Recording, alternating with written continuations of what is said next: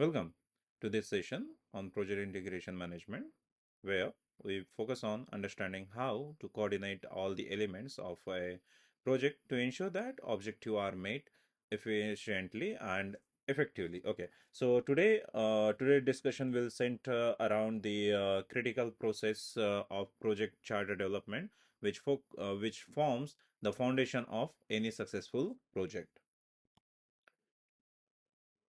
So, in this session, we will explore the several crucial aspects as we have already explored the project integration management, right? Being with the overview of entire process.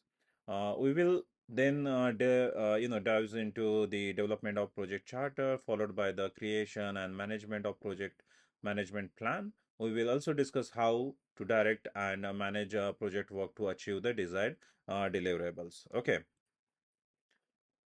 Now, this is project charter development. We are going to explore now. What is project charter development? The project charter is a crucial initial step in the project life cycle.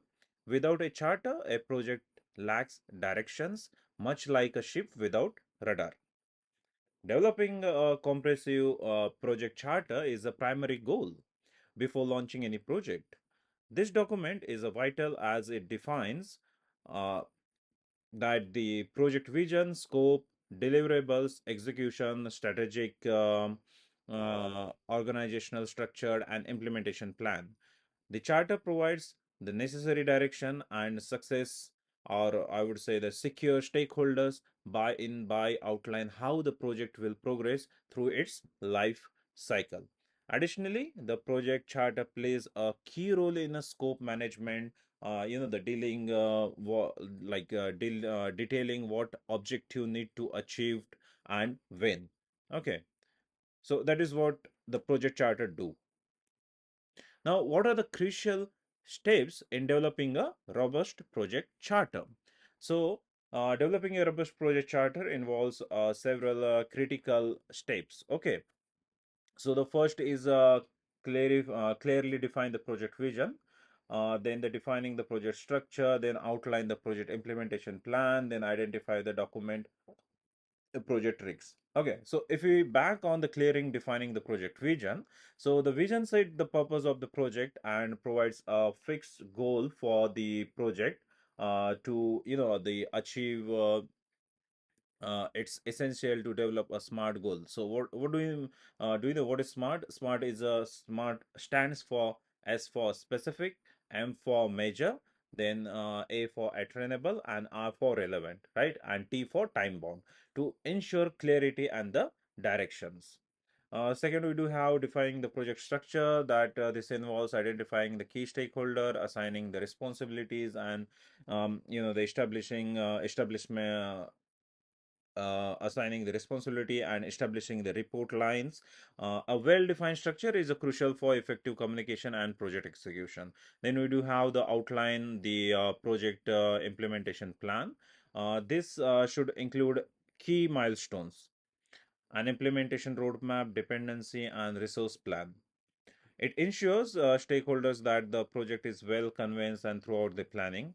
Then identification and documentation project risks. Documenting potential risks prepares the team for challenges and ensure that the contingency plans are in a place to address the unforeseen problems in future. So now let's see each one of these crucial steps in detail. Okay, so the first and foremost crucial step in project charter development is creating a project charter, is to clarifying, articulate the project vision. So the vision statement provides the foundation of entire project, setting a clear compliant directions. This vision must be supposed by smart goal, as I have already explained, which are specific, measurable, attainable, relevant, and time bound. These goals will guide the project team and help define the project scope. By documenting the vision and the objective from the outset, you establish a solid foundation that will help manage the project scope and determine how the business environment will evolve as the project progress. Okay. Now we'll say define the project structure. So once the vision is clear, the next step is to define the project structure. This involves identifying all key stakeholders, including internal and external parties, and assigning their roles and responsibilities. Stakeholders may include the project owner, team members, the project manager, and the project sponsor, amongst other. It is crucial to clarify assigning responsibility by creating a list that includes all key roles and providing a brief summary of each member responsibilities. The structure is often visualized through a project organizational chart, which map out the stakeholders and their reporting lines, facilitating their clear communication and accountabilities. Now we do have outlines the project implementation plan. So with the project vision and structure in place, the next step is to outline the project implementation plans. These plans should detail all project phases, activities, and steps, including the key milestone and implementation roadmap and a resource plan. The implementation plan gives the stakeholders confidence that the project is well convened and throughout the plan. It also includes the resource plan, which accounts for all necessary resources, such as the personal, finances, the materials and the equipment. By outlining this plan, you ensure that the project has a clear path forward and that all necessary resources are available when needed. Now, the we do have identifying and document project risks. So the final step is developing a robust project charter is to identify and document potential risks and issues that may arise during the project. This risk management activity is critical for preparing the team to navigate challenges and ensure that contingency plans or plan B are in place. By proactively addressing risks, the project is better positioned to overcome obstacles and achieve its objectives. This steps involves identifying the potential risks, assessing their impact, and developing strategy to mitigate them, ensuring that the project remains on track even when faced with the unexpected challenges and the risks. Now, the thing is that how to develop a project charter. So before bringing creation of project charter, it is essential to prepare two key documents. That is the project statement of work that we call SOW and the business case. So what is SOW? So SOW, this is a written description of the project's product, service, or result. It outlines what the project will deliver and serves as a baseline for developing a project charter. Business case. The business case outlines the risks, the reason for undertaking the project, solutions it will provide to identify the problems and benefit cost analysis. These documents serves as the foundation for project manager when defining the project charter. So basically, a project charter is a formal legal authorization document that makes the beginning of a project. It describes the project purpose and scope and is required for initiating any new project. This document is critical in project management as it clarifies the project general specification, purpose, key stakeholder, and expected outcome. Once finalized, the project charter becomes a legal binding document with little room for changes, exception in a rare case. Now, is creating a project charter really that important? Yes. The primary purpose of a project charter is to officially authorize the project manager to being the approved project and allocate organization resource to achieve the project objective.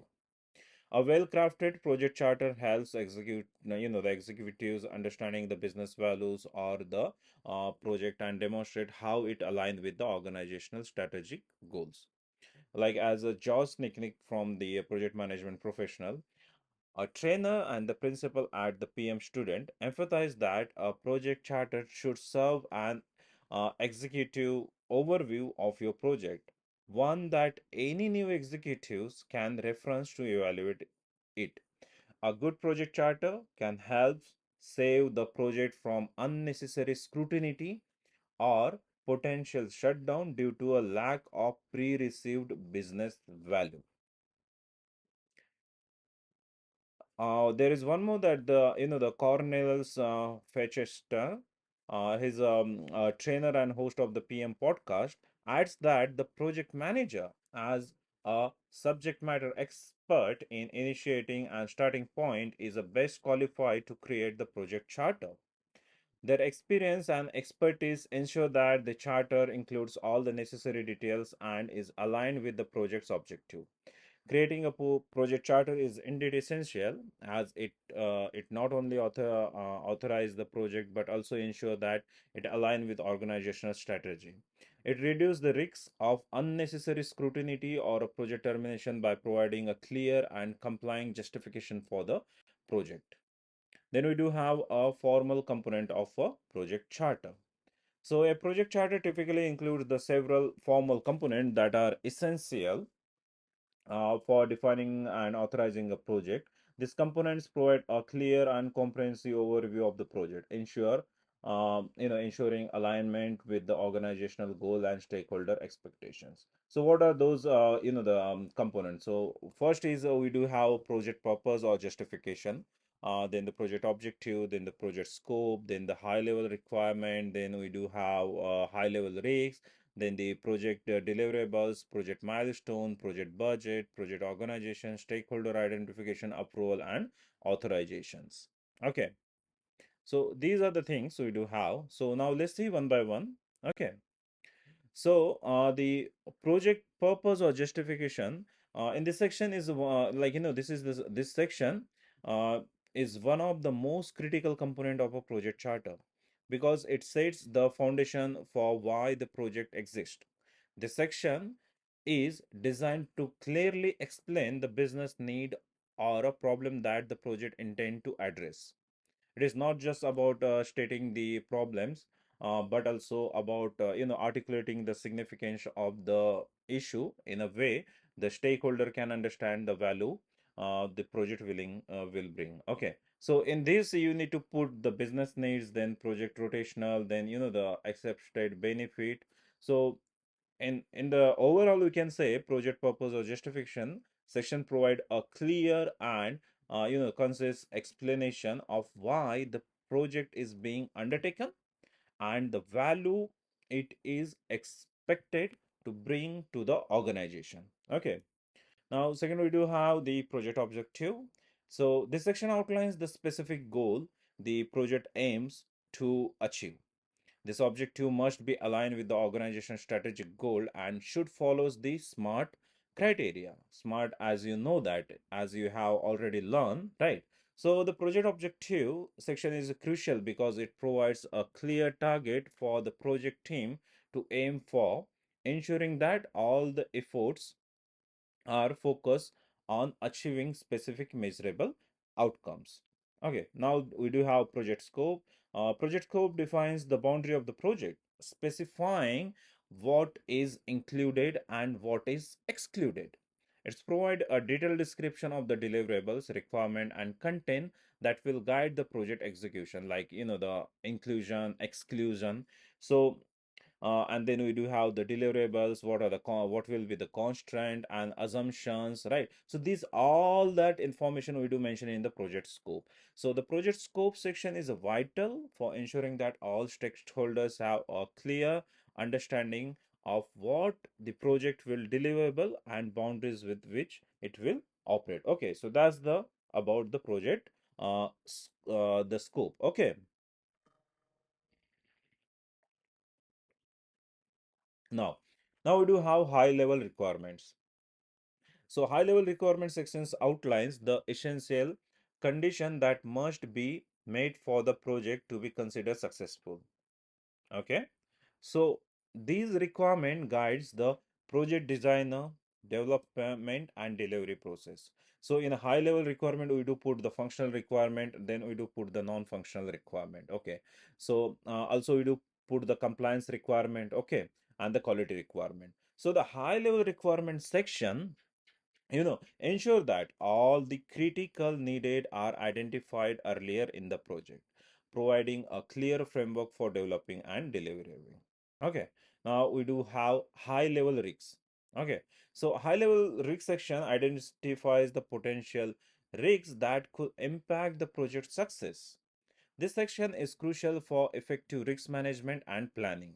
So, in the high level risks, we do consider risk identification, risk assessment, then mitigation strategy, and then monitoring plan. Okay, so these are the things comes under the high level risks component. Okay, so the high level risk section is essential for preparing the project team to navigate challenges and ensuring that potential obstacles do not derail the project. Okay. Now, what is project deliverable? So the project deliverable section, or the project deliverables component lists the key output that the project expected to produce. The deliverables are the tangible and intangible products, service, or result that must be completed to achieve the project objective. Okay, so in a project deliverables, you can put the information about the deliverable description, then acceptance criteria, then due date, then what are the dependencies, right? So these are the things comes under the project deliverables component. So in this section provides a clear understanding of what the project will deliver upon completion and serves as a benchmark for the success. Now we do have the project milestone. So project milestones outlines the major points of project progress in the project timeline.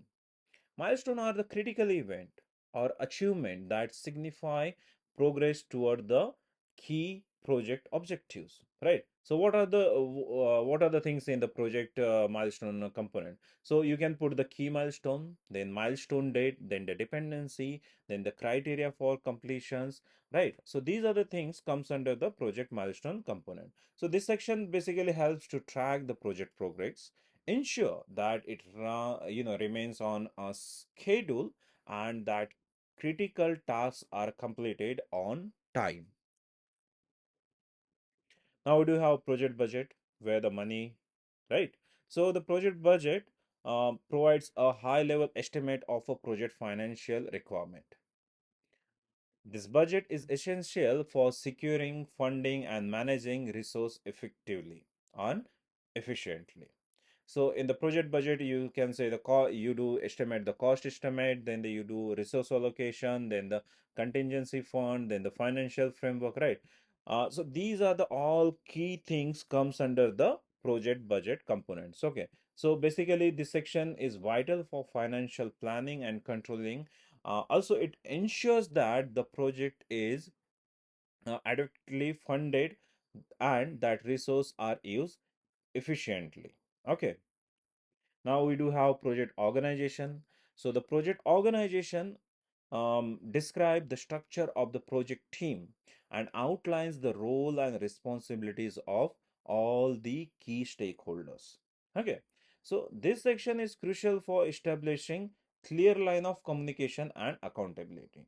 So in this section, you can consider like the the organizational structures, role and responsibilities, then the project manager, then the stakeholder involvement, then the organization's chart. So these are the all the information you can consider inside the project organization component. Okay, so this section like ensures that the project is structured efficiently and effectively with a clear line of communication and defined roles, which is essential for smooth project execution. Now we do have a stakeholder identification. So basically, the stakeholder identification identifies all key stakeholders who have an interest in the project or will be impacted by it. Proper stakeholder identification is crucial for effective communication and project success. So, while identifying the stakeholder identification, you should to be keep in mind that the stakeholder list. Okay, then the role and interests of that particular stakeholder, then influence and power, how much that stakeholder having influence and power, then the what is the communication plan. Okay, so these all information comes under the the identity sorry the stakeholder identification. So this section ensures that all key stakeholders are recognized and that their needs and expectations are managed efficiently, right? Or we can say effectively, which is crucial for project success. Now we do have approval and authorization, last one. So approval and authorization section is kind of the final section in the project charter, okay, where the project is formally approved and authorized to process. Basically, this section, provides official endorsement needed to allocate resource and being project work. Okay, so in approval and authorization, we do take the approval signature, then the authorization to process, then the document control. So all those information we do put into the approval and authorization. So basically, this section is essential for formal initiating the project, ensuring that it has a necessary backing and resource to move forward.